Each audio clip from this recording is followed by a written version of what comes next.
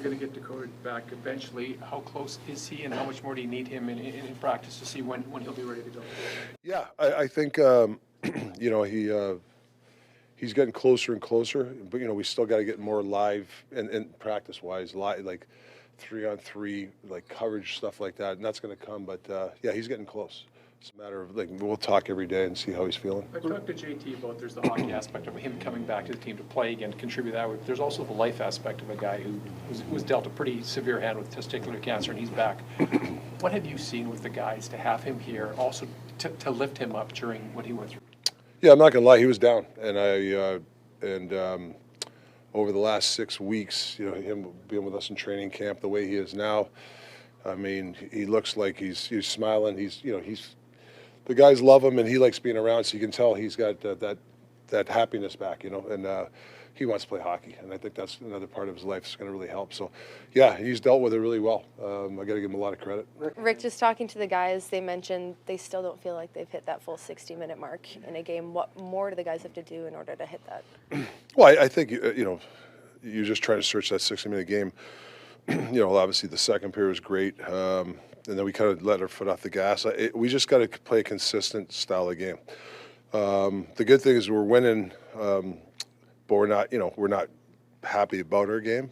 But I think there's signs that we are playing well. So I think we just got to be careful we don't overlook at overanalyze. So I think it comes down to that. Rick, you've wanted to play up tempo for a couple seasons now. Now it looks like you have the personnel to do it all the way through your lineup.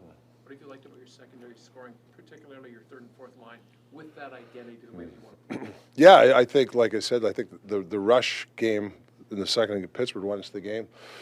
The Sherwood, the Teddies, those guys that they've been really working on their rush opportunities. Just don't be happy to get the puck and throw it in. Now we're making a play. Now we just got to make sure we make the right play. And I think last game we made really good plays. We got our defense in the play, and it puts stress on the other team. It's no different when we got to protect. We're trying to rush against. It's hard when certain guys do certain things. You're in the middle of the ice. This guy drives. This guy does it. You're putting indecision in the other team on coverages. So we're getting better at it. From a coaching perspective, how gratifying was it to see Arsh not only score his first goal, but the way he did it, defensively responsible first, get through the no-true zone, get to the net, and finish. It's almost like everything you've been trying to teach to him came to fruition on that goal. Yeah, we've had a talk a couple weeks ago. He's got to find an identity, and I think he's chipping away his identity. He's a quick player. He can put points on the board. He's done it at every level. Now can he be responsible? Can he make the right plays at the right time? And he's that to me is and he's added whether you want to call it the fourth line, whatever. He's adding speed to that fourth line. So, yeah, I always tell young guys you got to try to find an identity, and I think you got to work at your identity. And I think he's doing that. Has he made it hard? As they say, every player wants to make it hard on a coach, but the reality is Dakota's coming back, and you have some moves that you can make. How do you think he's handled the moment, like living in the moment, in the day, like you say, earn the day, live in the day?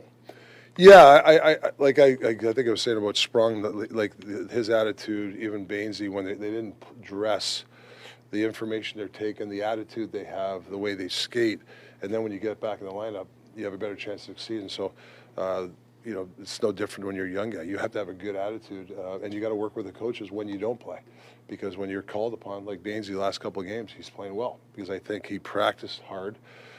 He did a lot of video with the coaches, like Spronger, and then. You get into a game and there's your opportunity, right? So, and you're ready for it. Is Wednesday a possibility for Dakota? I'm sorry? Wednesday a possibility? I mean, that would be a stretch. I would probably say no. I don't want to put him in that situation. But, like I said, it's, whether it's coming up in the road trip, I don't know, but it's getting close. First game of the year, first couple of games when you guys weren't winning, you talked about the fact that maybe there was so much focus spent on transition and rush chances that maybe we'd forgotten about what made us successful last year. If there's one specific area that brought you back, what do you think you're doing better now? Well, like I said, we're not there yet, but I'm, we're a team last year. We really, the middle of the ice is important to our team, especially in D zone. Like we were very good at protecting it.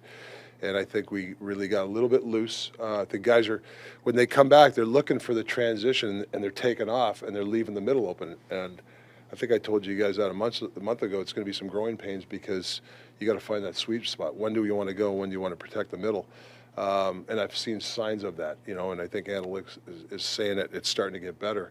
But, our identity, I want to be a rush team and I want to take off. I want all that stuff, but not to sacrifice who we are. We just can't. And that's why it's important that we get back to basics when it comes down to that. Rick, this team has been looking for that second puck mover forever and had Forsling briefly here before he was dealt away. Brannstrom is making it difficult in the sense that his game seems to be at this level. Yeah. Yet you've got forward back and you've got some decisions to make. Yeah. How much is he in the conversation of what do we really do here? Because do you really want to sacrifice that? I know the clock's ticking on the 30 days, 10 games, but how difficult is he making that decision?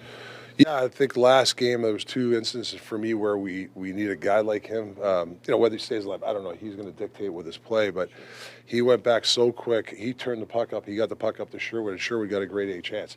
He didn't take it behind the net. He didn't play slow. I mean, that's one of his identities. And if he can do that and add that element to our team, that's a huge boost for us. So he's chipped away at his game. And if he keeps playing the way he is, he's going to be hard to take out. And that's going to make my decision and Footy's decision hard.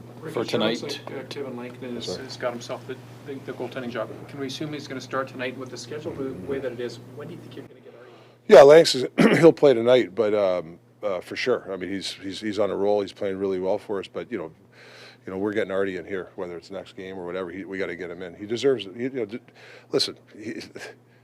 I thought his last start was pretty good. He wasn't that bad, So Artie. So I think he's done enough for us to know that he can be a really good goalie tender for us. So I don't want to sit him. I don't want to sit him on the bench too much longer, even though Lanks is on a roll. Based on the skate, looked like the same lineup. Yeah, probably the same. Maybe we're thinking of a D change, but I'm not quite sure yet. But pretty well. Yeah. And you guys, obviously, you focus on yourselves first, but there are some opponents, I imagine, that catch your attention more than others. Yeah. The way that Carolina plays, the way that they don't give up much and throw a ton of pucks at the net. Sure. Like, how do you combat what they are going to try to do to you? Yeah, you play Carolina, they play a fast game. So turnovers, it's going right back at you. So limit your turnovers.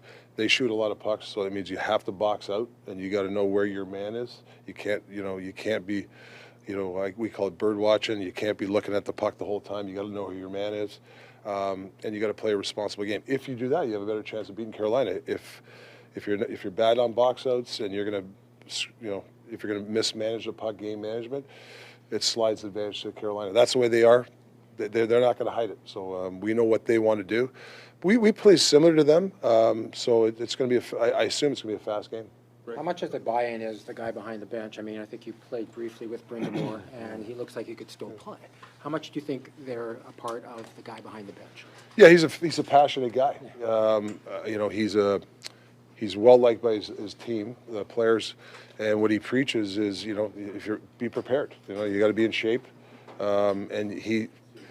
Like I said, I love Roddy. I was on his team. This is the way we're going to play. We don't really. It's almost like John Torra. We don't care how the other team plays. This is the way we're going to play. So it's going to have that little attitude like that. Rick, DeBrusque has bounced around the lineup a bit, still looking for his first goal. How do you feel about his game so far?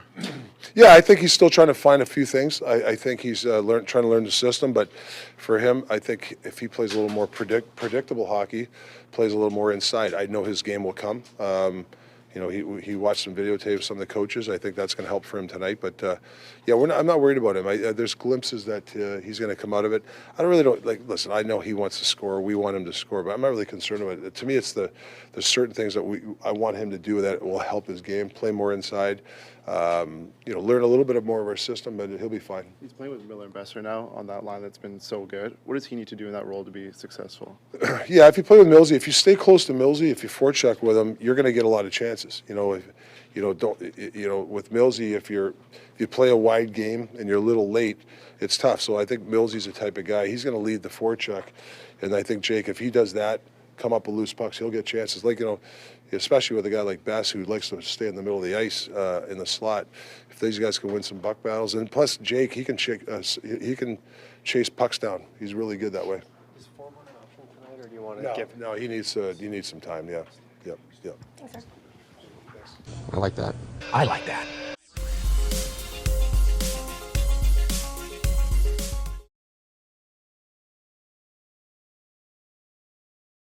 It's nice to get, some wins.